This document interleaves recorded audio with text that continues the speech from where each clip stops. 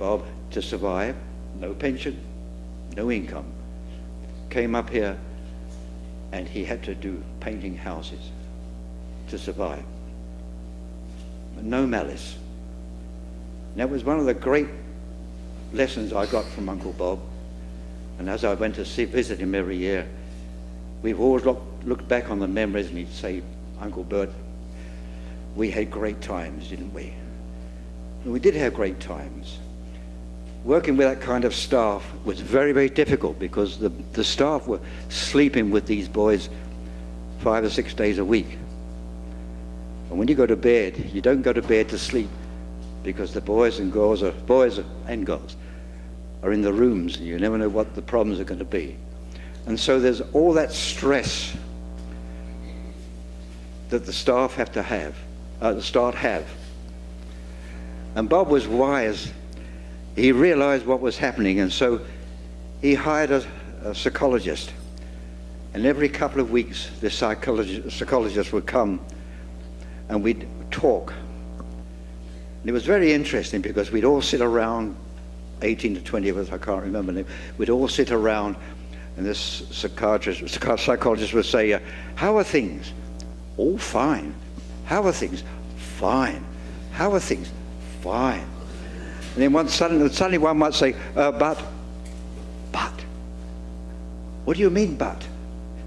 And they would suddenly open up their anger, and he was able to draw this out of him or her, and then it would go all the way around, and we would share our feelings about it.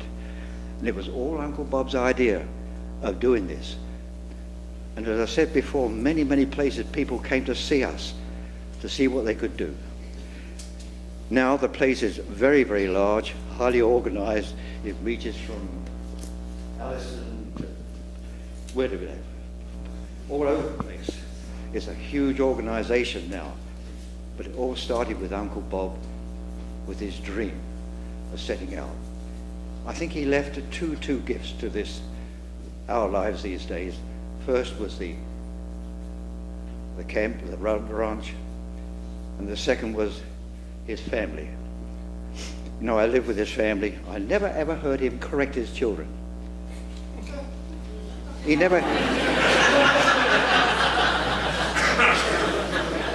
I mean this seriously. He never had to. That his presence was there, and it was enough for these boys and girls to live a behaved life. And the thing was that these boys and girls were playing with all these other people of the camp, and some of those boys were real dillies. But it never had any influence on the boys and girls, and it was because of the family of Mum, Lynn, and Uncle Bob. What a wonderful, wonderful life he gave.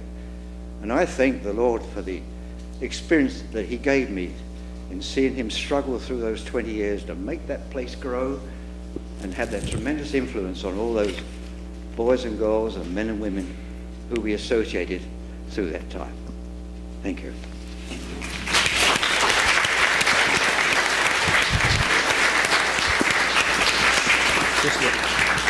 Thanks, Bert. Great inside view of the ranch days. Doug Mitchell with a view from the choir.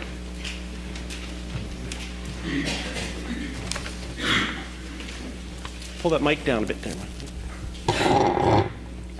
Good afternoon, everyone.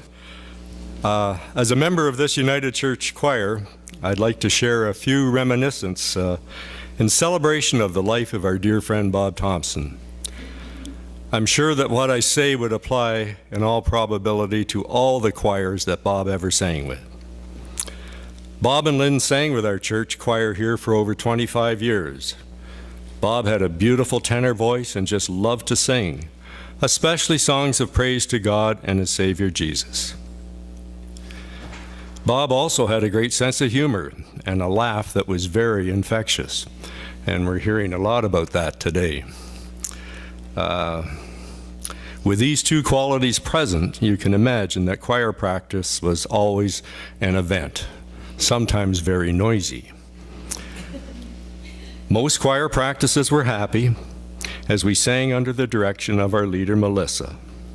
Eventually, as the evening progressed, we could hear Melissa in her frustration yell, "Tenors!"